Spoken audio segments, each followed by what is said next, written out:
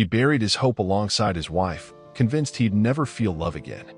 She ran from her family and an unwanted marriage, only to be left for dead after a brutal attack. Their paths crossed by chance when he found her barely alive among the ruins of a raided wagon train. This is a story about two strangers who found new life when they had every reason not to. Welcome to Weathered Stories.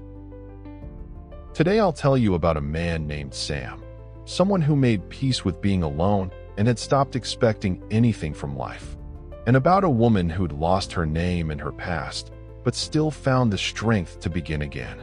What brought them together wasn't drama or fate, just a quiet willingness to accept each other as they were, after everything. Ready to see how pain gives way to something softer? Then hit that like button and let's begin. The rain had stopped just before dawn. The cobblestones in the Lord's district still glistened wet, catching the first light as Grace swung a plain travel bag over her shoulder and walked through the gate without looking back. Her once tailored dress was cinched at the waist, hidden beneath a dark traveling cloak. Her hands trembled, not just from the cold. The letter from her uncle, naming the date of her engagement, was already burning in the fireplace. She'd read it once and knew there was only one way out. Freedom wouldn't be pretty. It would be dirty, hungry, and full of fear. But it would be hers. At the northern outpost, a family from Kansas was hiring travelers to join their wagon train. The forged papers named her as Miss Mabel Johnson. No roots, no dowry, but free. The first few days on the road were hard. But she was breathing. She spoke little, sang quietly to the children at night, looked up at the stars and whispered, "I'm alive." On the fourth evening, they camped late. Fires crackled, kids laughed, and an older man played fiddle near the lead wagon. She'd just begun to drift off to sleep when the first scream cut through the night like a blade through cloth. What followed was blood and fire. She remembered running figures, the roar of gunfire, faces twisted in rage. She fell between two wagons, struck her head on a step. And then nothing. Just one last thought clinging to her mind. If someone finds me in the morning, please, let it be someone who won't ask my name right away. Sam rode slow. He always rode that way now. There was a time when he would race the horizon, like someone was waiting just beyond it. These days, it was just the rhythm of hooves, the breath of his old mare Meg, and the dust rising behind them like a memory that refused to settle. He wasn't a sheriff, wasn't a hunter, not anyone's husband, not anymore. Just a man with strong hands, tired eyes, and a silence inside him even time couldn't touch. Meg stopped on her own, no command given. Ears back, nostrils flared. Sam dismounted calm, steady. The ground crunched dry under his boots, like rain hadn't touched it in months. The air was off, smelled cooked, too still. He pushed past the wild sage, and there it was, a wagon splintered like bone, torn canvas flapping in the breeze like the skin of a ghost. And bodies, scattered like death, had come in fury. He didn't count them. Didn't look at their faces, the shadows were kind. From the mess, he could tell, whoever did this wasn't after gold. They came for pain, maybe silence after the screams. He moved slow, careful. The dead wouldn't mind, but still. And then a sound, barely a breath, softer than the wind. Behind a charred wheel, she lay. A woman, covered in ash, blood streaking her cheeks, fingers frozen mid-reach, like she'd been holding onto something in a dream. Sam knelt down, reached out, not touching, just close enough to feel it. Warmth. Barely there, like the wing of a moth. Alive. Sam lifted her carefully, like picking up something that might break from the weight of a rough touch. She weighed almost nothing. Her body felt light, like part of her had already let go. Her head rested on his shoulder, but her eyes never opened. Meg didn't protest when he climbed back into the saddle, just snorted, catching the scent of blood. By then, the sun was brushing the horizon, painting the dirt in a red haze, like even the day couldn't decide if it was ending or if everything else was. It was 5 miles to the cabin. He didn't rush. The road was familiar, worn deep by his own wheels years ago, when he built that house after sickness took Caroline. Back then, he thought maybe something could be rebuilt. Now, he just lived, among trees and silence. The fire in the hearth had nearly gone out, but the coals still glowed faintly. He laid her down on his own bed, not the spare cot. covered her with a wool blanket, brought water. He wiped her forehead, her cheeks, whispered things without sound, not prayers, but quiet pleadings for her to stay. Her fingers were torn. He wrapped them in oil-soaked cloth, never flinching as he cleaned away the dried blood. The corner of her mouth was crusted. He cleaned it too, gentle, precise. The cabin was still. Only the soft crackle of the hearth and a distant owl's cry in the woods. Sam didn't sleep. He sat against the wall, watching her chest rise and fall, barely moving, but moving. She was alive, and that meant he'd stay, as long as it took. Morning came slow. Light filtered through the slats between the boards, laying thin stripes across the wooden floor like time itself hadn't quite decided to wake. The air smelled of damp soil and smoke. Sam sat by the fire, stirring oats in a dented tin cup. His back was straight, movements practiced, steady. He heard the faint rustle of the blanket, a small, weightless sound. She was waking up. He didn't turn, just waited. "Don't move," he said quietly, voice low and worn, like a river after flood season, sunken deep in its own bed. "You're safe now." She tried to sit up. A sharp breath. Pain lit through her like lightning on drywood. He stepped over, handed her a cup of water. She gripped it with both hands, her fingers trembling like every bone was fighting to hold on. "Where am I?" "My place. Just past the hill." "You were with a wagon train." She nodded, unsure. There was something broken in her eyes, but not gone, like a painting that made it through the fire. "What's your name?" he asked after a long pause. The kind so quiet it almost felt like he'd forgotten how to ask. She looked down, hesitated. "I don't remember," she whispered. Too fast. Too even. Sam knew it was a lie, but he didn't call it out. He just nodded. "Then we'll wait. You'll remember when you're ready." The silence that settled between them wasn't awkward. It was like a blanket pulled up against the cold.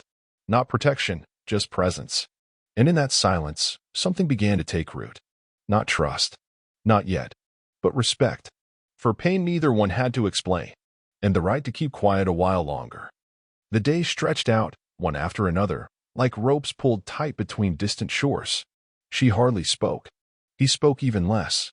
But in that silence, something stirred, like spring pushing up through frozen ground.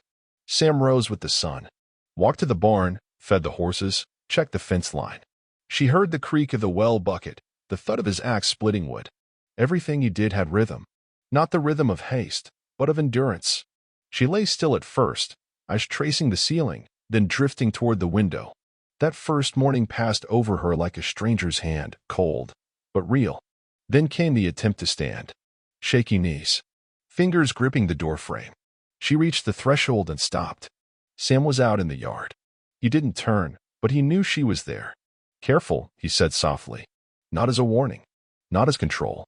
Just as fact. She took another step, leaned against the wall. The wind caught her hair, and for the first time she drew in a breath that felt full. Like the world outside the cabin wasn't a threat, but proof that something was still moving. "I need the sky," she whispered, standing in the doorway. Sam nodded, eyes still on his work. "It's here, even when we don't call for it." She looked at him then. Really looked. Not like he was a stranger, but like someone whose silence didn't press down, but held space. And in that brief moment, beneath the thin light of morning, something took root between them. Not a name, not a feeling, but something important. Something that didn't need words. On the third day, she reached for the broth by herself. Her hands still trembled, but not like someone fighting off death. Like someone choosing to stay. Sam noticed without saying a word. He sat by the hearth, carving a new handle for a dresser drawer that had broken the fall before. Scraps of cloth lay folded on the table, her doing. He hadn't asked where she learned to sew. She never explained. Just sat down by the window one morning, threaded a needle, and started stitching. At first it was rough, then steadier. Her fingers remembered faster than her heart. They didn't talk much. Words came like rain after drought, rare, but necessary. "Salt," she said one evening, tasting from the spoon and frowning. Sam got up, grabbed a pinch from the sack, handed it over without a word. She nodded. Quick. No smile. But her face softened. Just a little. The next morning, she swept the floor. Just picked up the broom while he was at the barn. That evening, he noticed. Didn't say a thing. Just gave her a longer glance. She caught it, and for the first time, smirked. Barely. Not a laugh. But close. Then one night, when the sky turned red and the fire was down to glowing coals, she laughed. Really laughed. He dropped something, a spoon, maybe, and muttered a soft curse under his breath. Nothing harsh. Just worn frustration. She let out a quick burst of laughter, then clapped a hand over her mouth, as if startled by the sound of it. But it was too late. It had happened. Sam turned to her, squinted. Well now, he said. Looks like we're living. She didn't reply. Just looked at him a little longer than usual. And in that look was something that had been hiding before, a step forward. Small. Uncertain. But a step all the same. The morning was clear, with a light breeze tugging gently at the curtain above the stove. She stood by the door, already wearing her coat, a canvas bag slung over her shoulder. Just a short trip, fabric, salt, a little flour. Simple things. But stepping across that threshold meant something more. You think you'll be all right on your own? Sam asked without looking up, still working on the leather strap in his hands. I need to try, she said calmly. Her voice didn't waver. Only her grip on the strap of the bag tightened slightly. He nodded. Slowly. No extra words. The town greeted her with dust. Just another ordinary day. Boys with slingshots, women talking by the well, the hum of open storefronts. She stepped into the corner store, old and leaning to one side. Her eyes moved across the shelves, unhurried. And then, a voice. My God, it's you. She turned. A man at the counter, maybe 40. Sharp features, clean-shaven, fingers long and delicate, a ring on his pinky. Eyes too sure of themselves. Grace? He said, stepping closer. Grace Elmwood, the Baroness? The word hit like a whip. Baroness. It sliced through the air and buried itself in her chest. Her hands froze. Cold filled her from the inside out. The store kept moving around her. Someone laughed. But for her, everything stopped. She stepped back. I'm not. It's you. Your uncle sent letters. We thought you were dead. You disappeared. I'm not her anymore, she whispered. And if there's any decency left in you, walk away. The man faltered, took half a step forward, and stopped. What are you doing here? Why are you dressed like this? She didn't answer, just turned, left the bread behind, and walked out of the store with an empty gaze and the weight of something shattered inside her. She rode home fast, said nothing, held the reins like they could keep her memories from spilling back in. Sam was waiting by the barn when she returned. He could tell, by her walk, by her eyes. But he didn't speak. She dismounted, went straight inside, sat by the hearth, her back to the room. Sam came in later, quiet, poured tea, set it beside her. Someone recognized me, she said. He didn't reply. He called me Baroness. Silence. But in it, acceptance. She didn't explain. He didn't ask. She looked at him then, eyes filled with the past, with pain, with the fear of being turned away. But he just sat down beside her and stayed. The fire in the hearth burned steady and dim, like it was listening. Evening had settled slowly, on the roof, on the fields, on their shoulders. Sam sat in his chair, one hand resting on his knee, eyes fixed on the flames. She stood by the wall, wrapped in a blanket he had once mended by hand. My name is Grace Elmwood, she said at last. Her voice wasn't loud, but it broke the silence the way ice cracks at the end of a long winter. I'm the daughter of the late Lord Elmwood, an heir to a family I spent my whole life wanting to run from. Sam didn't move, just blinked slowly, as if filing it away. I was being prepared for marriage, without being asked.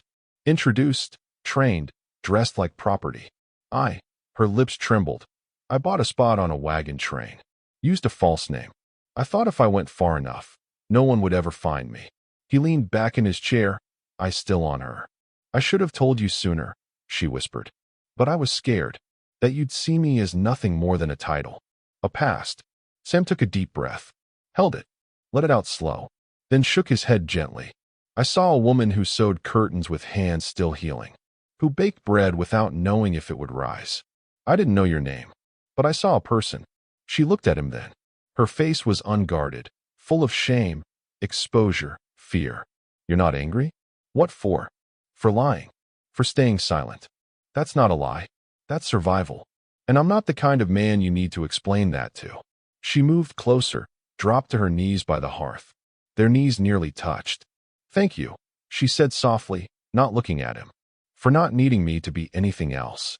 He turned to her, looked steady, deep. "I don't need your past. I care that you're here, right now."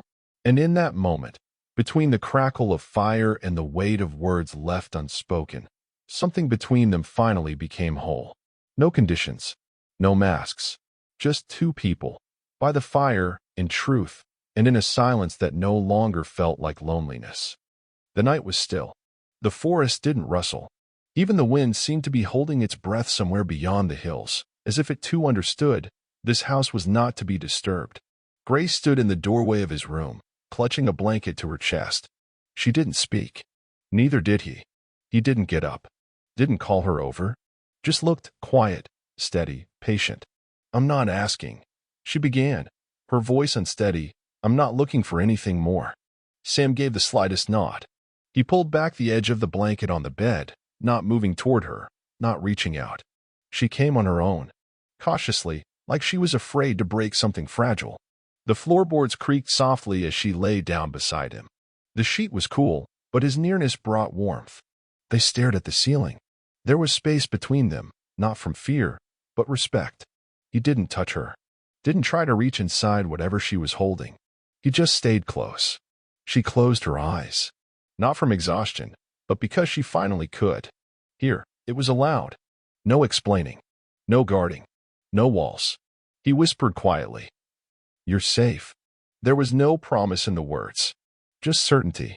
She exhaled and let herself sleep, for the first time in a long time without fear. The days moved differently now, not faster, not louder, just different, like water slipping through the cracks in stone, slow, but certain. Grace started waking up earlier.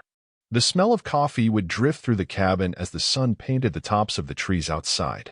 She cooked eggs, sliced apples, fried flat cakes on the old cast-iron skillet Sam had kept since Caroline passed. He didn't interfere, just sat across from her and watched as her hands grew more sure. The music came by surprise. She found an old harmonica in a drawer, covered in dust and time, wiped it off, brought it to her lips. The first sound was crooked, like a scratch. But then something soft came through, uneven, but real, like a memory allowed to breathe again. Sam didn't say a word. That night, after dinner, he left a polished board by her side of the table, carved into it with his knife, "For you." A stand for her harmonica. They took walks not far, to the creek and back. She wore his old coat. He still carried his hunting knife. They didn't talk much. More often than not, they were quiet. But in that silence was more meaning than most conversations. One afternoon, she laughed out loud watching him fumble to sew a button on his shirt. He pricked his finger and muttered a curse, low, irritated. She walked over, took the fabric from his hands, sat on the porch, and stitched it clean and tight in under 2 minutes. "Next time, I'll show you how," she said. He only nodded, with that particular look men get when respect mixes with quiet thanks. Grace brought in juniper branches, placing them in jars by the window. Sam worked on the porch steps. She baked bread, sometimes burned it. He ate everything she put in front of him. Some nights she played. He listened. The fire popped. The lamp reflected in the glass. And in all that quiet, something larger than comfort settled in. It felt like home. Not a place. A person. They didn't speak of the future. Didn't mention the past. But every morning he poured her coffee first. And she set bread in front of him without a word. And for now, that was enough. For both of them. The day started like so many others. The morning was bright, the air still, like the whole world was holding its breath. Grace stood by the water pump, filling a bucket. The water splashed gently, catching the sky in its ripples. Sam was coming back from the barn, sleeves rolled up, a bundle of fresh hay under his arm. He stopped when he saw a figure at the edge of the property. A rider approached from the east. Alone. His posture too straight, his pace too deliberate. Not a farmer. Not a wanderer. Someone who hadn't come to search, but to take. Grace looked up. No fear in her face, but her shoulders tensed. She knew. Instantly. The man pulled up at the gate, dismounted smoothly. Dusty coat, boots with barely a scuff, a hat pulled low with intent. His fingers rested lightly on his belt buckle. His smile had no warmth. Miss Elmwood, he said, eyes fixed on her. So, we found you. Sam stepped out onto the porch. Not in front of her, but beside. Who are you? His voice was steady, solid, like dry earth under boot. Jonathan Felton, the man replied. I represent the Elmwood family's interests. Her uncle sent me after receiving confirmation she's alive. He demands her return. Immediately. Grace stood still, hands at her sides, eyes to the ground. She doesn't want to go back, Sam said. That's not your decision. Felton narrowed his eyes. This is about blood, legacy, reputation. She's not some trinket you leave in the dirt. Grace raised her head. I'm not your property. I'm no longer part of that house. And I never will be again. You're a baroness. There's a title, a marriage, a fortune waiting. There's freedom waiting, she said, calm and firm. Felton frowned, stepped forward once, but Sam didn't move. I'm not threatening you, Sam said. But if you think you're taking her from here without her say-so, you picked the wrong door. Felton looked at him, then back at Grace. You've been manipulated, miss. Enchanted by this place. This. He nodded towards Sam, man. Grace let out a short, tired laugh. No. For the first time, I've been left alone. Felton fell silent. His jaw tightened, but discipline held him still. Think it over, he said. I'll be back. With papers. And with people who know how to handle this differently. Sam took a step forward. His voice was calm, but his body held firm. Then you better be ready to go through me. Felton stared for a long moment, then turned without another word and walked to his horse. The dust rose behind him as he rode off. Grace didn't move. Her lips barely trembled. Sam came up beside her. Didn't hug her. Just stood there. It's all right, he said. He's gone.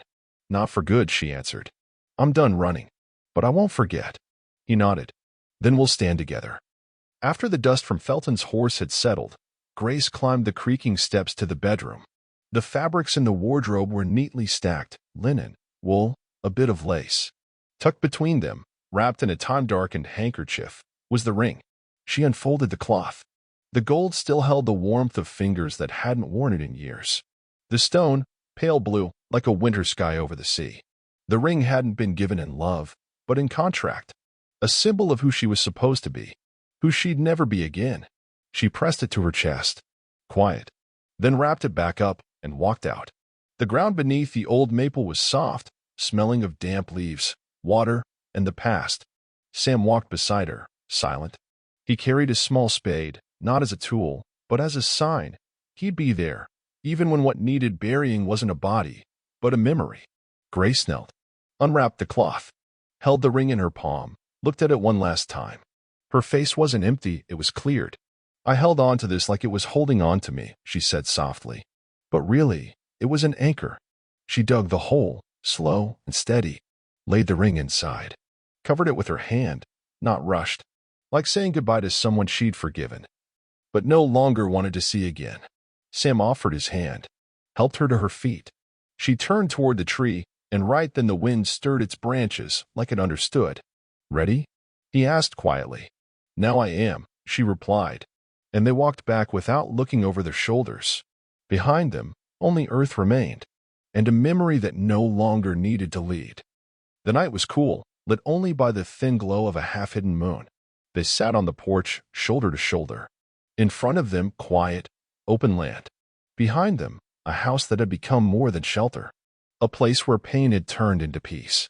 Grace held a mug of cold tea in her hands. Sam stared into the distance, where the grass barely moved in the breeze. You know, she said, without looking at him, I used to think marriage was a cage. A transaction. Attachment without choice. He didn't speak. Just nodded slightly. But now I think, she turned to him, maybe it can be a home, too. If you build the walls yourself. Sam turned his head, studied her for a long moment. His expression calm, quiet, but open. If you want that, he said, I'd build that with you. Not walls. A life. She smiled, not sharply, not for the first time. But this time, it was steady. Then tomorrow, beneath the maple. No words. No fuss. He nodded, then took her hand in his. And they just sat there until the night was done. The wedding was quiet. No preacher. No guests. Just the maple tree, the same one where Grace had buried the ring, and the wind, tugging gently at the hem of her dress. She wore a gown she'd sewn herself. Simple, light, short sleeves, clean seams, stitched with a hand that no longer trembled. On her feet, plain leather shoes. On her lips, silence, full of meaning. Sam stood in a clean shirt and his father's old boots.